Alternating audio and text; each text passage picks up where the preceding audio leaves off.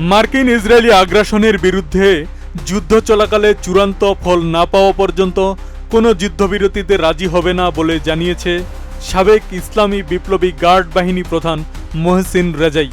বুধবার একটি টেলিভিশন অনুষ্ঠানে তিনি এ মন্তব্য করেন।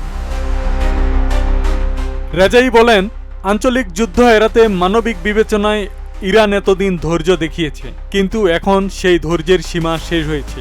এবার চূড়ান্ত ফল না পাওয়া পর্যন্ত কোনো যুদ্ধবিরতি হবে না। তিনি বলেন, ইরানের বিরুদ্ধে আগ্রাসন কখন এবং কিভাবে শেষ হবে তা নির্ধারণ করবে তেহরানই। রেজাই যুক্তরাষ্ট্রের প্রেসিডেন্ট ডোনাল্ড ট্রাম্প এবং ইসরায়েলের প্রধানমন্ত্রী বেনিয়ামিন নেতানিয়াহুকে সতর্ক করে বলেন, পরাজয় এড়াতে যদি তারা আবাসিক এলাকায় বোমা হামলা চালানো অব্যাহত রাখে তবে ইরানও একই ধরনের জবাব দেবে। তিনি চলমান সংঘাতের 3টি ধাপের কথাও ব্যাখ্যা করেন।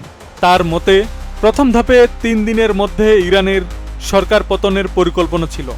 দ্বিতীয় ধাপে 4র্থ থেকে 9ম দিনের মধ্যে শত্রুপক্ষ দিশেহারা হয়ে উদ্দেশ্যহীন বিমান হামলা চালিয়েছে। রেজাই আরও ইঙ্গিত দেন যে বর্তমান সংঘাতের পরবর্তী ধাপ আরও তীব্র হতে পারে। আব্দুস সালাম, প্রজন্ম 24।